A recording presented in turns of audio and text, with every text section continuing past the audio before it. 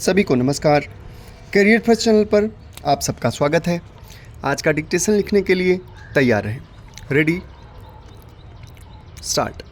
यद्यपि हमारे श्रमिकों के वर्गों ने अधिकार प्राप्त करने और उनकी रक्षा करने के लिए अपने आप को संगठित कर लिया है, हमारे श्रमिकों की बहुत बड़ी संख्या असंगठित है और इसलिए उनका शोषण किया जाता है।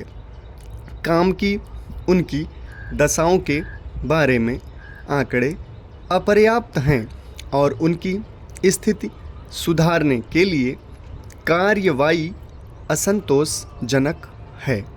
हमें उनके कल्याण एवं उनकी प्रगति की गहरी चिंता है। हम उनकी दशा सुधारने के लिए वचनबद्ध हैं। अतः हमने ग्रामीण श्रमिकों के बारे में राष्ट्रीय आयोग की नियुक्ति की है। हमने बाल श्रमिकों के बारे में भी राष्ट्रीय नीति तैयार की है। बंधुआ मजदूरों का पता लगाने और उनका पुनर्वास करने के काम में स्वयंसेवी एजेंसियों को शामिल किया जा रहा है। 20 सूत्री कार्यक्रम ने ग्रामीण क्षेत्र में नई आशा जगाई है। इसके लिए चालू वर्ष में कुल योजना परिव्यय का 30% भाग रखा गया है।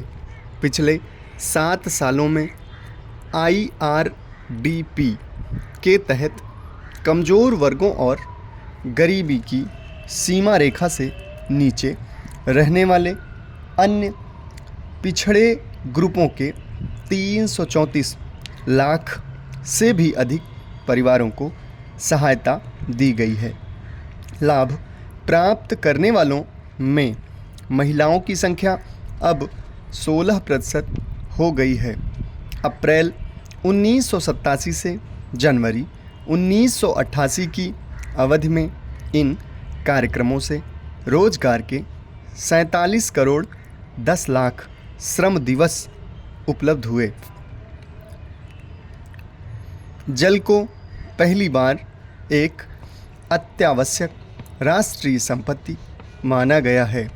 नई राष्ट्रीय जल नीति इस बारे में राष्ट्रीय मतैक्य के परिणाम स्वरूप ही सामने आई है। इससे हमारे जल संसाधनों के प्रभावी योजनाबद्ध विकास और पूर्ण उपयोग में मार्ग प्रशस्त होता है। गंगा एक्शन योजना की ओर राष्ट्र का ध्यान आकर्षित हुआ है। 25 नगरों और शहरों में यह योजना पूरे जोरों पर है।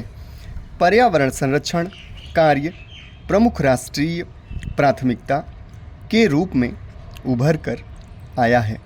प्राथमिकता वाले 24 उद्योगों के लिए पर्यावरण संबंधी मानदंड अधिसूचित किए गए हैं। वायु प्रदूषण के बारे में संसद ने पहले ही कानून में संशोधन कर दिया है। हमारे वनों को संरक्षण देने और जल प्रदूषण को रोकने के लिए कठोर विधायी उपाय किए जाने की योजना है।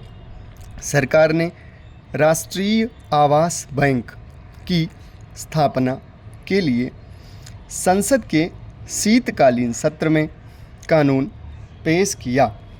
इस बैंक के प्रमुख कार्यों में एक होगा कमज़ोर वर्गों को आवास के लिए वित्त की व्यवस्था करना।